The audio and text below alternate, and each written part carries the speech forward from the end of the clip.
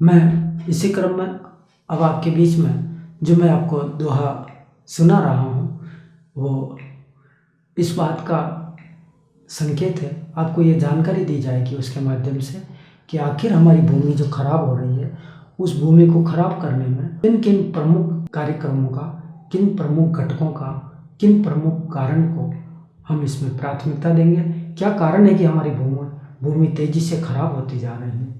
देखिए, फैक्ट्रियों के कई मलबे और अंग्रेजी खाद, समुद्र के तेल टैंकर करी भूमि बर्बाद।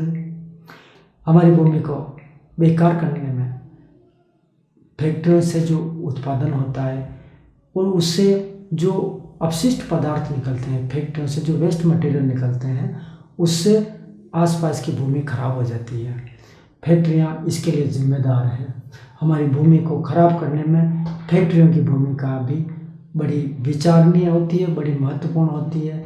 बहुत हानिकारक ये अपनी भूमिका होती है, जिससे आसपास की भूमि खराब होती जाती है। और अंग्रेजी खाद का उपयोग करने से प्रोडक्शन बढ़ जाता है, बात मान रहे हैं, लेकिन भूमि की उपजाऊपन जो है, भूमि की जो क्षमताएं हैं वो कमज़ोर होती जाती है। लगातार अगर हम अंग्रेजी खाद का उपयोग करेंगे तो धीरे धीरे उस भूमि की जो उर्वरा है, जो उसकी कैपेसिटी है, जो उसका पावर है, वो धीरे धीरे कमज़ोर होता जाएगा और उस अन्न को जो ग्रहण करेंगे वो भी कमज़ोर होते जाएंगे।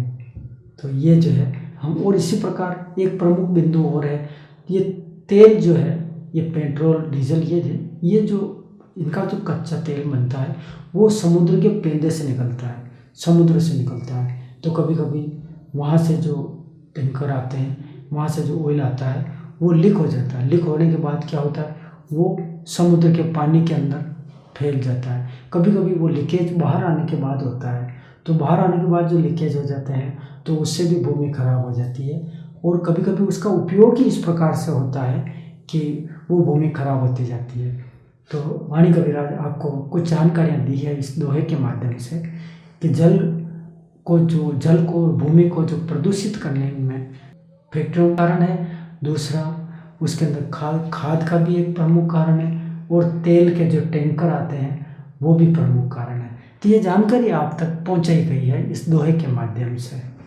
तो हमको प्रयास करना चाहिए, जो तेल के टैंकर आ रहे हैं वो कहीं लीकेज तो नहीं हो रहे हैं, जहाँ से टैंकर निकल रहे हैं वहाँ उनका पैकिंग सिस्टम कैसा है, वो परफेक्ट है या नहीं। यदि उसमें कहीं नई टेक्नोलॉजी की आवश्यकता है तो उस टेक्नोलॉजी का इस्तेमाल होना चाहिए। और समुद्र के पानी को भी हम जितना प्राकृतिक दृष्टि से अच्छा है उतना बनाए रखें। भूमि जो हमारी है वो उसका उपजाऊपन बना रहे। तो ये सभी प्रयास हमारे को करने हैं। हम अलग अलग बिंदुओं से आपका ध्यान आकर्षित करना चाह रहे हैं कि कुल मिलाकर के आपको हर प्रकार से विचार विमर्श करके हम पर्यावरण को बेहतर कैसे बना सकते हैं। हमारे YouTube चैनल को सब्सक्राइब करें और बेल आइकन को दबाएं ताकि आपको नोटिफिकेशंस मिलते रहें।